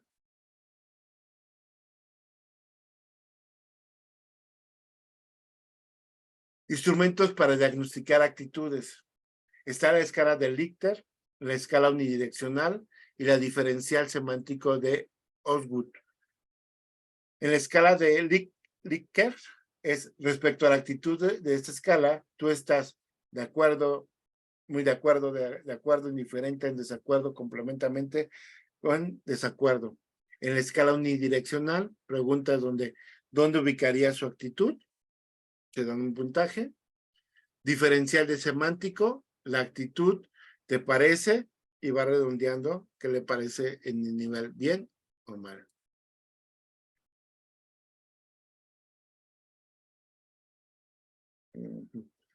Instrumentos para diagnosticar valores. La escala de Rorschach es una prueba que ofrece a los alumnos 2 escalas de 18 valores, cada una, y se les pide que se ordenen según sus preferencias. Le dan valores terminales, valores instrumentales, los tienen que ordenar. Y el camino de la vida es una hoja, colocar aquellas cosas materiales e inmateriales que desearía encontrar a lo largo de la vida. Valores terminales: un mundo en paz, seguridad, libertad, vida confortable, felicidad, autoestima.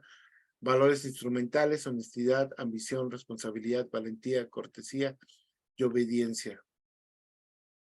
Dimensión de nivel evolutivo. El método de Piaget es un instrumento preciso para la evaluación del desarrollo del pensamiento y para detectar la estructura cognitiva con la que el sujeto es capaz de operar en el momento y situación presente. Propone una serie de actividades para los niños que están divididas en 3 edades, de 8 a 9, de 10 a 12 y de 12 en adelante. Las actividades están detonadas por el material que se va a utilizar, la modalidad, que es el procedimiento de la actividad, y una evaluación. Si la mayoría del grupo no logra los resultados correctos en todos los ejercicios de su edad, se le administrará los del periodo anterior y así sucesivamente. Esto indicará el nivel de estructura cognitiva con que el grupo es capaz de operar en ese momento, es decir, el nivel de pensamiento que ha alcanzado. No sé si a ustedes alguna vez les ha pasado. Yo me he cambiado mucho de escuelas. Tengo cerca de como docente, trabajando en matutino y vespertino, los 2 turnos. Trabajé 17 años con los 2 turnos y recorrí la Ciudad de México, cerca de 8 zonas de la Ciudad de México grandes. Y en mi haber, juntando los 2 turnos, alcancé 23 escuelas donde me cambié por distintas situaciones. Y entonces me tocó en algún momento escuelas que tenían un muy buen ritmo de trabajo. Una recuerdo muchísimo que tenía un nivel muy alto de trabajo y de exigencia. Y después me cambió a uno que donde voy a periferia, y la diferencia que tengo con esa escuela es, la escuela que yo trabajaba en Mixcoac eran de trabajadores de una secretaría, no me acuerdo de qué, relaciones, algo así. La mayoría tenía licenciatura, muchos tenían maestría y otros poquitos tenían doctorado. Así era el nivel de conocimiento. Me cambio a periferia. En periferia casi ninguno tiene licenciatura.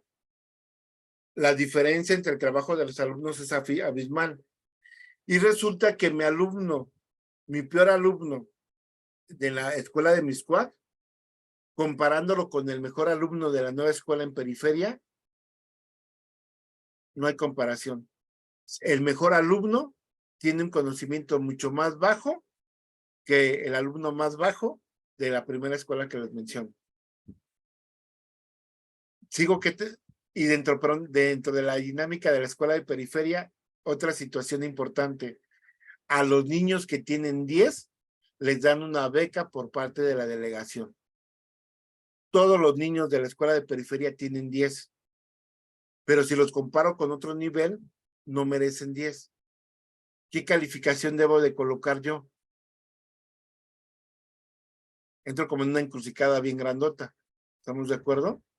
A lo que voy con esto es que de pronto me ha sucedido, y seguramente ustedes, que hay alumnos que llegan a la escuela y tienen un buen rendimiento. Pero cuando lo meten a ese tipo de exámenes, se dan cuenta que el alumno no tiene un buen rendimiento. Tiene un normal rendimiento y la escuela tiene un bajo desarrollo. Por eso es importante ese tipo de instrumentos, porque de una generalidad va reconociendo particularidades. No sé ustedes, me voy a aventurar a decir, la mayoría de los docentes en México no conocen este test de Piaget, ni sabían que existía. ¿Alguno de ustedes lo conoce, lo ha desarrollado en la escuela?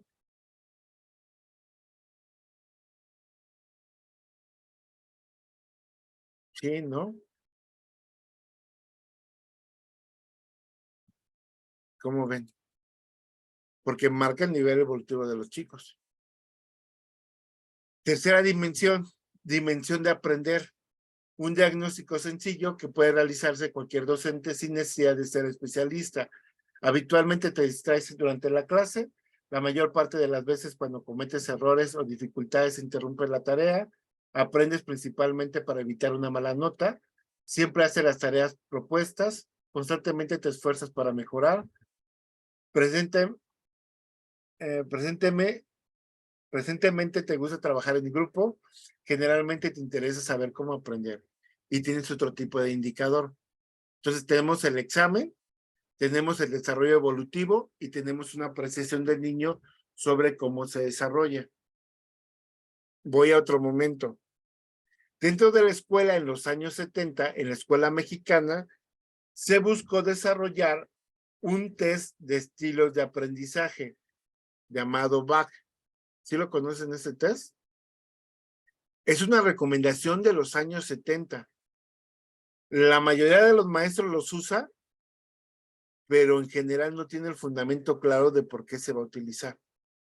Y entonces llega a suceder que Leti me dice en su diagnóstico, mis alumnos son kinestésicos. Y llegas al salón y la maestra está dictándole a los chicos el trabajo. Entonces, ¿de qué sirvió que fueran kinestésicos? ¿Verdad que no ayuda de mucho? Tenemos otro personaje que nos dice que los estilos de aprendizaje son diversos. Y entonces hace un libro sobre la forma en que las personas aprenden. Ay, se me fue el nombre del Goleman, ¿sí? Y nos habla de esos estilos de aprendizaje. Hace un libro con, creo que eran 16 al inicio, después fueron 36, y ahorita no sé cuántas formas de aprendizaje llevamos, ¿no? Entonces, dentro de esta parte a mí me queda claro, si ahorita hay 27 personas aquí en esta sala, hay 27 estilos y ritmos de aprendizaje, combinados, similares, pero al final son diferentes. En estos test de estilos para el aprendizaje, les voy a pedir que tomen un poquito, te los voy a mandar, por si en algún momento lo quieren ocupar. Es para reflexionar mi estilo de aprendizaje. Y entonces lo vamos a contestar entre todos, un test rápido. Deben subir a ese árbol. Una reflexión que hacía Einstein. Si le pides a un pez escalar un árbol, pues nunca lo va a lograr. De todos estos personajes, ¿quién es el que lo logra más rápido? El changuito. Un chango. ¿Le apuesta chango usted, maestra Lili? Yo le apostaría más al gato. Pero, El ave también. Pero hay unos que dicen exactamente, maestra Alma, que el ave lo va a hacer mucho más rápido, ¿no? Los que definitivamente nunca lo van a conseguir. El pez. El pez. El pez, ¿no? El sapo. El elefante. El elefante. La foca. El elefante. ¿No? Entonces, ¿qué estamos haciendo bajo esta situación?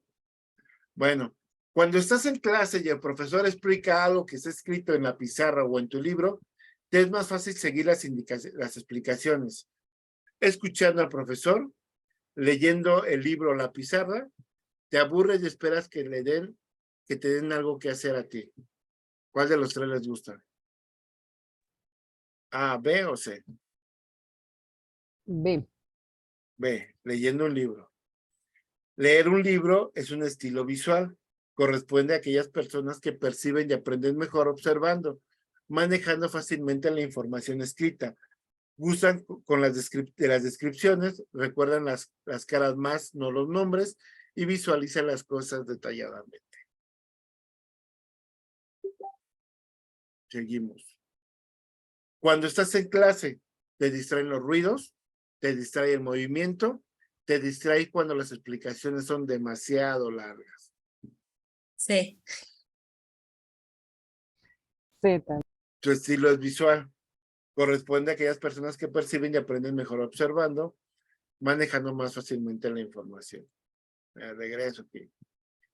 Cuando te dan instrucciones, te pones en movimiento antes de que acaben de hablar y explicar lo que hay que hacer. Te cuesta recordar las instrucciones orales, pero no hay problema si te las dan por escrito. Recuerdas con facilidad las palabras exactas de lo que te dijeron.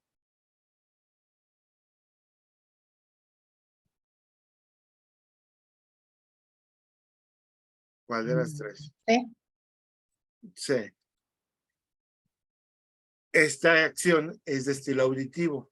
Es aquel que cuando se emplea la voz y oídos como principal canal para el aprendizaje, no tienen visión global, recuerdan los sonidos, los nombres más no las caras, no visualiza detalles. Cuando tienes que aprender algo de memoria, memorizas lo que ves y recuerdas la imagen, por ejemplo, la página del libro. Memorizas mejor si repites rítmicamente y recuerdas paso a paso. Memorizas a base de pasear y mirar y recuerdas una idea general mejor que los detalles. ¿Cuál les gusta? B. B. El estilo es auditivo. Es aquel en el cual se emplea la voz y oídos como principal canal para el aprendizaje. No tiene visión global, recuerdan los sonidos, los nombres, más no las caras, no visualiza detalles. Llevamos 2-2, ¿no? No ha salido kinestésico, fíjense.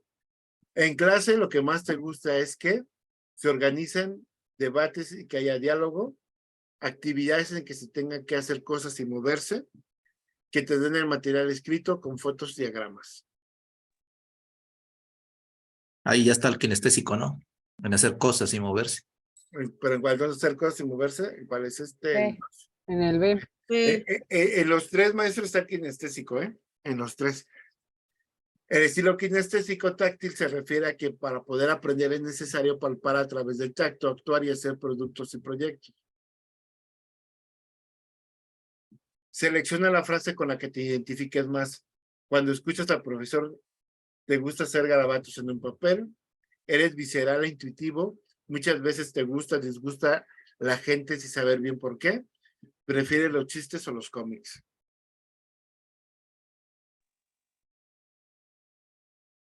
¿Cuál de los tres? A. Eres visual, el estilo visual corresponde a aquellas personas que perciben y aprenden mejor observando. Me voy a regresar aquí. Marca la frase con la que te identificas más. Te gusta tocar las cosas y tiendes a acercarte mucho a la gente cuando hablas con alguien. Tus cuadernos y libretas están ordenados y bien presentados. Te molestan los tachones y las correcciones. Sueles hablar contigo mismo cuando estás haciendo algún trabajo. Conmigo mismo, ponle atención al maestro. ¿Cuál de los tres? A. Es kinestésico. Se refiere que para poder aprender es necesario palpar a través del tacto, actuar y hacer productos y proyectos. Dentro de estas situaciones tenemos que haber llevado un seguimiento para ver cuál se repetía más. Aquí hablas acerca del aprendizaje visual, aquí del auditivo, aquí del kinestésico. En general, este tipo de test aplicado de esta manera, no tiene ninguna rigurosidad, porque depende del momento y lo que tú estés apreciando. ¿Estamos de acuerdo? ¿Cómo hacemos el corte para aprender? ¿A qué alumno se le va a otorgar ese tipo de test? A mí me recuerdan muchísimo ese tipo de test así manejados, que luego bajamos de internet y que es una hojita con dibujitos. Yo digo a las revistas de chismes que de pronto aparecían. ¿Se acuerdan de la revista Eres? Bueno, yo en mis tiempos era ese, ¿cómo se llama? Eres veintitantos. Veintitantos también me acuerdo mucho por mi hermana. Y entonces había un test parecido a esto con 3 o 4 preguntas donde decía, reconoce si tu novio es infiel. Primera pregunta, cuando caminas de la mano en la calle, ¿te agarra de la mano? Sí, no, a veces. Y entonces tú terminabas el test. Y si estabas enojado con el novio o con la novia, decías, sí es cierto, me es infiel. Inmediatamente le hablabas y le reclamabas, ¿no? Pero si en ese momento te parecía que era infiel y acababas de tener una visita romántica, decías, no, no es cierto. Y lo volvías a hacer hasta que apareciera lo que tú querías. ¿Sí se acuerdan de ese tipo de test? Así me suena esto. ¿Cuál es la rigurosidad que se tiene? Cuando nosotros buscamos detectar un estilo de aprendizaje con los chicos, un ritmo de aprendizaje no se observa a través de un test. Los que son visuales lo van a hacer de una buena manera. Los que somos kinestésicos lo vamos a hacer en 10 segundos porque no nos va a importar el resultado. ¿Estamos de acuerdo?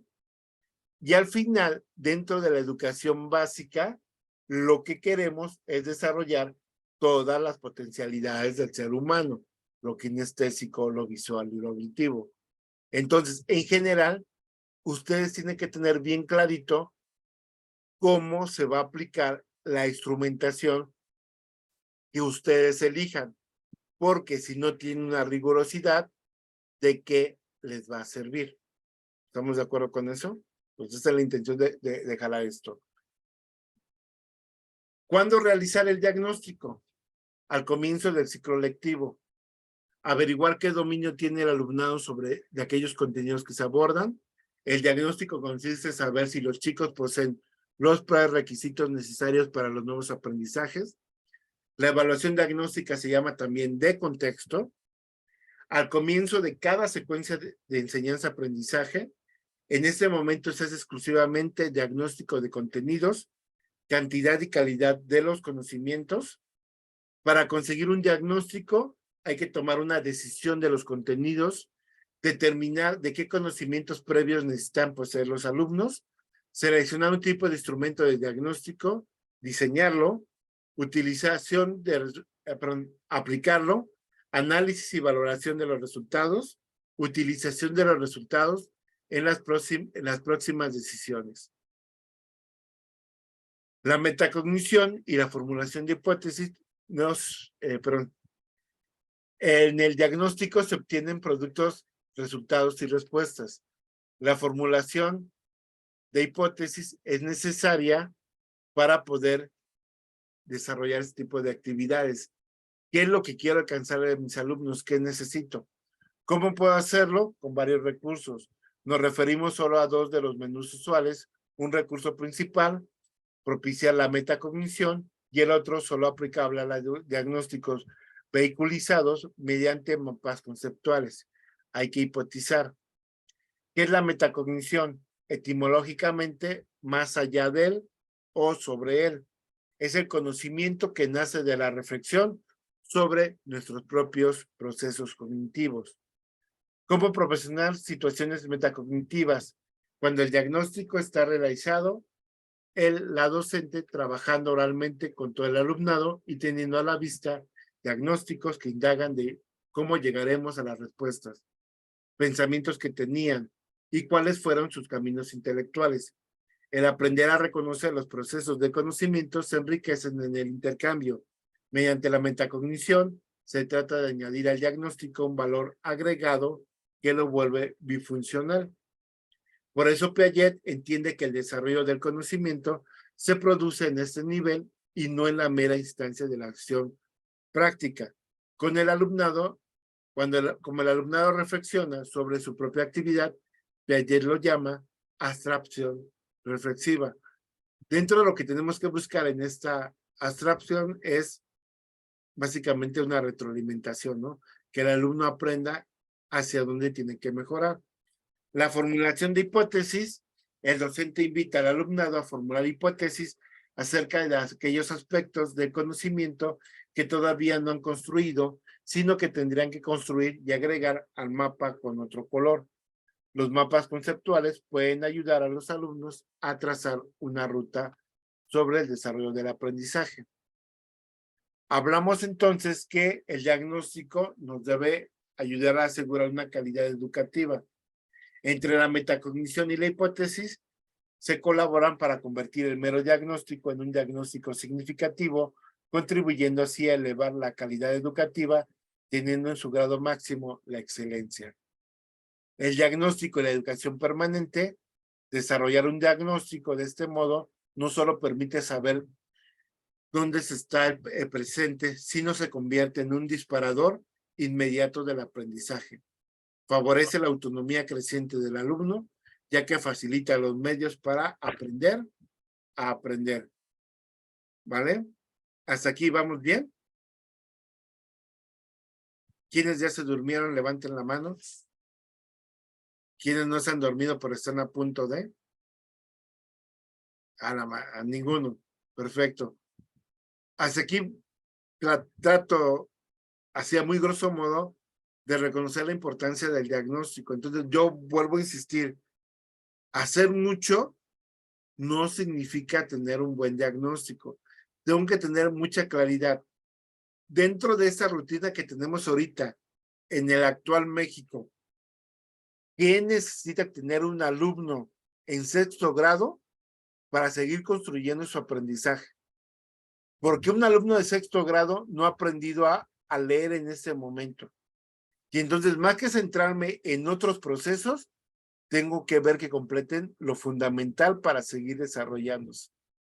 Y entonces, dentro de la dinámica, los maestros que están en medio superior, que tenemos aquí, ¿qué es lo mínimo que tengo que pedirle a un alumno para que me comprenda la clase? Y entonces a lo mejor no le voy a pedir un ensayo grande y vasto, pero por lo menos que me aprenda a hacer un buen resumen, 5, 6, 7 palabras, y no me concentro en que hagan un resumen grandote, me concentro en que empiecen a rescatar las ideas principales. ¿Por qué? Porque a lo mejor en primer año, este alumno que tiene muchas deficiencias, logro que de entrada me empiece a construir pequeñas ideas. Y si me empieza a construir pequeñas ideas, les aseguro que terminando el bachillerato, me va a construir situaciones más grandes. Ah, pero si le empiezo a exigir como si estuviera a un nivel normal, como está el mejor de mis alumnos, nunca va a lograr ese aprendizaje. ¿Estamos de acuerdo? Entonces, dentro de esas situaciones, ¿qué tanto ustedes conocen el contenido más importante, pero también las habilidades que tienen que tener los alumnos? Una maestra en 3er año, donde los alumnos no sepan ni recortar, ni pegar, ni usar la regla, va a limitar muchísimo su trabajo. Un alumno en 6º año que va a trabajar área, que no sabe usar la regla, pues lo va a limitar a no construir. A lo mejor entiende los conceptos, pero no tiene la habilidad. Entonces me regreso. ¿Qué es lo básico de lo básico? Lo fundamental que en el aspecto de conocimiento, de habilidades, tiene que tener el alumno para estar dentro de la clase. No me acuerdo si usted le decía el discurso, creo que no, de que si están ahorita en la maestría, porque en esa maestría es en línea, lo mínimo que tienen que tener es el tiempo y la hora en que van a estar atendiendo en la hora del doctorado. Tienen que tener un internet regular y tienen que tener los recursos para estar conectados. Es lo mínimo que se les pide. Porque si no tienen ese mínimo, pues no pueden estar aquí. ¿Estamos de acuerdo? O va a ser demasiado deficiente. Imagínense al maestro que está todo el tiempo en las clases escuchando porque está del traslado de su escuela hacia su casa. sí van a lograr, sí pueden entender. Yo sé que hasta la grabación ayuda, pero no es lo mismo que estar aquí al pendiente, que estar tomando nota y que si tienen alguna duda, interactúen. Es muy diferente, ¿sí o no? Y entonces ese mínimo lo trasladamos también a su aula, que es lo mínimo que necesitan los chicos: conocimientos, habilidades y actitudes, ¿vale? ¿Cuándo se realiza entonces este diagnóstico? Ya está. Me voy en conclusión, los aprendizajes esperados son parte importante para el docente, ya que esto le van a permitir el cómo planear la relación de los reconocimientos que los alumnos ya traen, ya sea de manera experiencial o del año anterior pasado, con los nuevos objetos de estudio, perdón. Cuando el alumno hace una reelaboración de sus esquemas de conocimiento con lo que ya sabía, con lo nuevo, es cuando se va a percibir un aprendizaje significativo. Para poder lograr todo esto existen diferentes recuerdos que pueden apoyar al docente, y este debe conocerlos y saber el cómo implementarlos en el aula de clase para que los alumnos puedan desarrollarse significativamente. Todas estas técnicas de trabajo que menciona la respectiva lectura ayudarán a comprender mejor un tema. En conclusión, son herramientas para facilitar el aprendizaje, permitiendo que se plasme la información de forma más dinámica y contribuyendo que sea el mismo alumno quien lo organice. Existen instrumentos más y menos estructurados y tareas donde la elección de valores es claramente explícita y otras donde hay que inferirla. Se parte de un diagnóstico, el cual mide los conocimientos previos para así dimensionar el nivel evolutivo y la disposición para el aprendizaje. ¿Vale? Dentro de las actividades que vamos a realizar, se les va a tomar una copia para tener. Les voy a dar la lectura base para que la vuelvan a trabajar, pero en general lo que me van a servir como producto es contestar estas pequeñas preguntas. ¿Vale? Entonces con eso vamos a forzar un poquito a que vuelvan a leer un poquito el libro, los puntos principales, pero también les voy a enviar la presentación. Pero me interesa que vayan conociendo también el material directo para que en algún momento lo puedan utilizar. ¿Dónde está mi WhatsApp? Ok. Bueno, ¿hasta aquí alguna duda, alguna pregunta?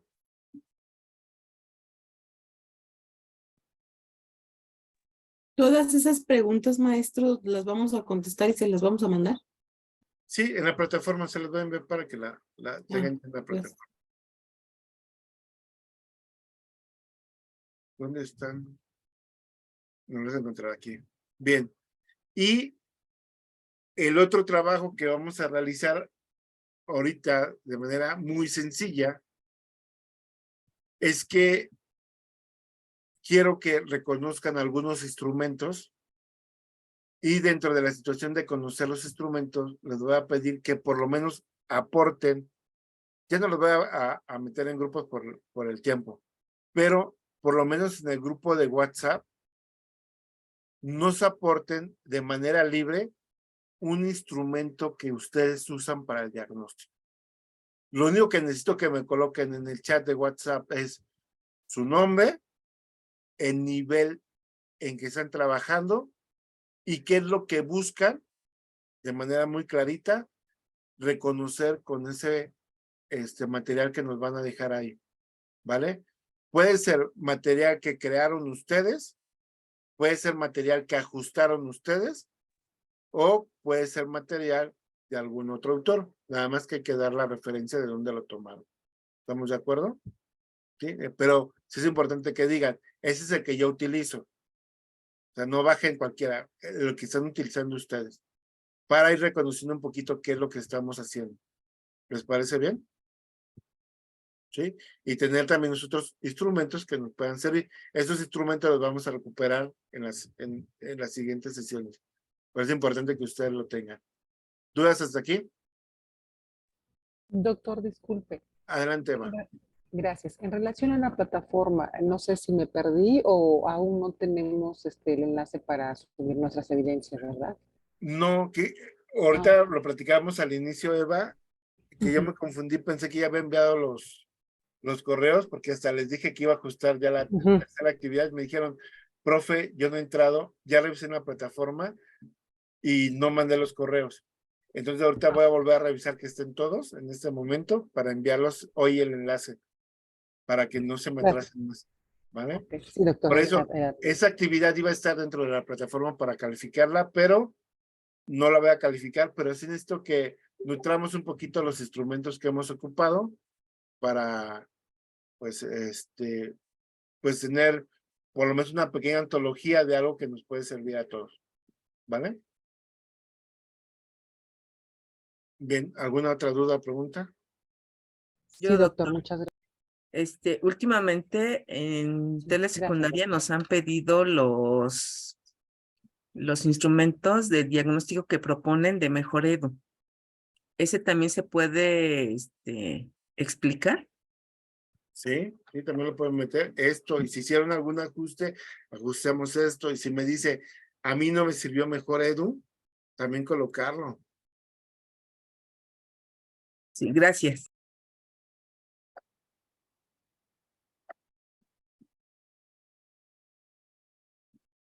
¿Vale? Lo que sí les pediría es que tratemos de no repetir. Si alguien ya lo mencionó Mejor Edu, pues ya los otros tienen que subir otra. Adelante, Zenaido. Doctor, yo ya tiene algunos años que manejo un diagnóstico, yo le llamé así, diagnóstico biopsicosocial. Este diagnóstico, pues no, es muy aparte de donde hay que diagnosticar conocimientos, actitudes. Mire, va enfocado a que debe de ser llenado por el alumno, ahorita estoy dando tercero de telesecundaria, así le pongo, para ser llenado por el alumno de tercero de telesecundaria, apoyado por sus padres y o tutores.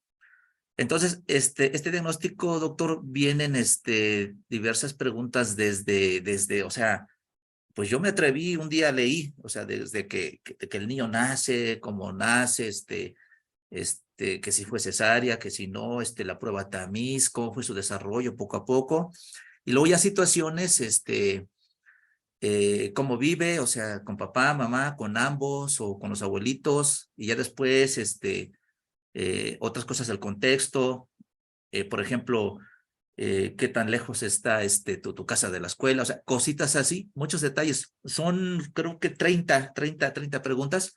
Y sí, al inicio del ciclo escolar, doctor, en la primera reunión que tengo con los papás, lo llenan y ¿qué cree que a mí me sirve mucho? Me sirve mucho. No falta el papá o el tutor que pues al principio, por ejemplo, hago una pregunta, ¿y qué enfermedades tiene? O etcétera. Todo eso.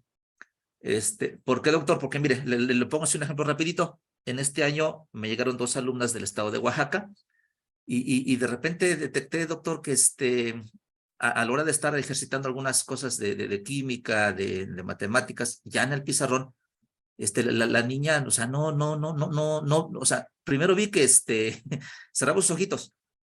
Entonces, son 2 hermanas, una de ellas sí me hacía las actividades y la otra no, o le costaba mucho trabajo. Entonces, doctor, un día llega la niña, dice, maestro, ¿me puede cambiar de lugar? Le digo, sí. Le digo, ¿no ves bien? No, sí veo bien, dice, pero es que el brillo del pizarrón, blanco, me molesta. Entonces yo dije, se me hace que esta niña tiene una situación de su vista, ¿no? O debilidad visual. Pero su mamá ya me había llenado esa pregunta y le puso que todo estaba bien. Entonces ya pongo a la niña a diferente distancia, a una distancia, en un ángulo del salón, y llega un momento que ya se acerca al pizarrón. Aquí sí veo bien, maestro. Le digo, ¿sabes qué, hija? Le digo, se me hace, le digo, que tengo que hablar con tu mamá, le digo, porque no tendrás un problema en los ojos. No, profesor, todo está bien. Y su hermanita se para enojada. No, maestro, aquí mi hermanita dice que, mire, profe, no le quise decir la verdad, desde primaria, dice, tiene un problema, dice, nada más que ella le han recetado lentes y no los quiere utilizar. Y ya después, llegó después su mamá, bueno, no creo si la cité, le digo, señora, le digo, hijo, le digo, ¿qué cree que pasa esto? ¿Por qué no me dijo con la verdad? No, es que a mi hija le da pena y que no sé qué. pero es importante porque influye. Entonces, doctor, así, o sea, no falta que papá, pues se presta a que no diga la verdad. Pero al final, doctor, esas preguntitas, esas situaciones me sirven, pues, a mí me sirven mucho. Entonces, es el que pienso agregar ahí, o sea, es muy diferente a los demás, en lo académico y todo, pero pues quiero compartirlo y decirles que me sirve, es de gran utilidad, y sobre todo para los adolescentes, doctor, porque ay, cómo es complicado trabajar con ellos, perdón. ¿No? Y está bien. Y dentro de esas situaciones, como el que comenta Maestro Nairo, hay que hacer ajustes dentro de las situaciones. Yo he conocido de pronto algunos back para ver estilos de aprendizaje y le preguntan a los chicos, ¿te gusta leer el periódico? O sea, ya ni los adultos leen el periódico. ¿Se acuerdan del periódico ustedes? Los domingos las caricaturas. A lo mejor a ustedes les tocó en algún momento. El periódico ya está en desuso. Y entonces, ¿qué tipo de actividades son las que tenemos que adecuar para hacer esas situaciones con los chicos? Entonces, hay detallitos que es necesario hacer algunos ajustes. Dentro de la gestión que comenta el maestro Zenairo, pasa muchas veces. ¿A quién le gusta de nosotros los que usamos lentes? Yo tengo de contacto, pero de pronto usar lentes desde el primer momento, dependiendo la edad, es un choque emocional bien fuerte, ¿no? Y entonces, parecido a lo que pasó a la niña, nos pasa a muchos chicos. Entonces, sí, se me hace muy bien el instrumento, maestro, le vamos a agradecer que nos lo comparta, y así como el maestro, un pequeña, ¿cómo se llama? Frase, idea, que nos ayude a orientar para que lo estén ocupando y el nivel. ¿Sí? ¿Dudas, preguntas más? Escucho. Buenas noches, compañeros. Doctor, escuchando al maestro Zenairo, es una ficha biopsicosocial, ¿no? No sé si en otros estados, por ejemplo, la pidan, ¿no? Porque en mi caso yo soy maestra de primaria, pero laboro en telesecundaria. Y eso es algo que en la licenciatura nos decían mucho, ¿no? Que todo docente siempre lo primero que debemos de hacer es eso, porque sucede en educación física, tenemos que sacar a los niños y muchas veces no sabemos qué enfermedades tienen. Entonces, en esa ficha, pues nosotros, ahora sí que nos dan información tanto los padres como los alumnos. Y sí, bueno, es parte del diagnóstico, ¿no? Porque estamos hablando de todo el contexto del niño. Pero los instrumentos van a ser enfocados así de manera general o precisamente nada más a los conocimientos. No, puede ser con los conocimientos, el desarrollo, que es donde traía esta parte de los niños, y la forma en que desarrollan los valores y toda esta parte que complementa las acciones de los chicos. Entonces, las aptitudes, el desarrollo que tienen, entraría bien esa parte. Ok, sí, muy bien. Es que hace rato que estaba hablando de la metacognición. Yo en mi trabajo para lo de la tesis, voy a hablar sobre la autorregulación del aprendizaje. Y ya haciendo el análisis con el doctor de investigación, he encontrado algunos instrumentos que ni yo conocía, ¿no? Hasta que nos ponemos a investigar sobre cómo debemos diagnosticar ese proceso de autorregulación del aprendizaje para que el niño pueda desarrollar o llegar a lo que es la metacognición. Entonces, creo que son herramientas muy importantes que nos van a servir a todos. Sí, y lo que queremos ahorita es eso, empezar a reconocer algunos. Importante, los instrumentos siempre se tienen que ajustar, porque si no se ajustan, pierden situaciones de realidad. Por eso yo también abogo en que no puedes bajar algo de internet y meterlo así por meterlo con los chicos, porque muchas veces ese es un problema grandísimo. Tienes que ajustarlo. Si tú llegas, lo revisas y hasta una coma, colocaron bien una coma, cambia el tipo de pregunta que vamos a tener. ¿Sí? Sí, en la plataforma Maestra Lourdes vamos a subir la infografía. Les mando ya hoy mismo el acceso, perdón. Regresando a esa parte, ¿cómo van a lograr el acceso? Yo les voy a mandar un link a su correo, ustedes van a subir ese link y van a entrar a una página. Como en todas las páginas, ustedes tienen que crear su usuario y la contraseña. Yo no la voy a determinar. Si, por ejemplo, el usuario que yo coloco es chiquitito baby 20,000 y la contraseña es soy muy sexy, nadie la va a saber más que yo. ¿Estamos de acuerdo? Si yo quiero recuperar mi contraseña, al momento de entrar en la página le pongo recuperar contraseña y me va a llegar un correo recuperando la contraseña. Así va a ser. Entonces, no les debe de pedir ningún código y la contraseña y el usuario ustedes lo definen. ¿Estamos de acuerdo? Si alguno tiene un problema para entrar, me manda, maestro, yo soy Diana Díaz, mi correo es este, tengo problemas para entrar y yo les ayudo. ¿Estamos de acuerdo? Pero necesito esas tres cosas. Su nombre, su correo y qué pasa. Porque yo los puedo rastrear de esa forma y ser muy puntual. ¿De acuerdo? Sí, perfecto. Doctor, soy Adelante. Malí, de aquí de Aguascalientes. Le quería comentar nada más, yo sé que habemos varias de Aguascalientes, creo que somos 3. Nosotros salimos de vacaciones hasta el día 17 y regresamos el día 27 de abril. Entonces, estoy checando que tenemos clase el 20 y yo andaré fuera de la ciudad, pero me conectaré en el internet, tal vez ya venga del lugar a donde voy a ir, pero a lo mejor me va a estar fallando el internet, le comento, porque pues ya era un viaje que ya habíamos planeado y aquí está la situación, como ve, sí lo quería comentar.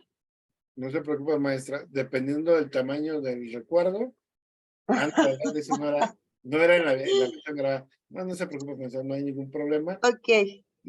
Descanse. Si ve que entro y salgo, pues ahora sí que a lo mejor son las zonas donde ando, pero aquí estoy. Gracias, mi amor. Lo checamos. Pues agradecerles entonces la participación del día de hoy. Estamos en contacto y me pongo a trabajar para subirles el link. Y una disculpa con ese retraso. Pensé que ya lo había enviado de verdad, pero ahorita lo arreglo. ¿Sí? Van a ser, maestra Leti, en general iban a ser 5 trabajos, pero ahorita que entren, les acoto cuántos van a ser ya de momento. Por el tiempo voy a reducir algunos. ¿Sí? Entonces ahorita les comento con detalle, ya lo van a ver en la plataforma reflejada. ¿Sí? Pues mientras tanto, bonita noche y les agradezco mucho su participación.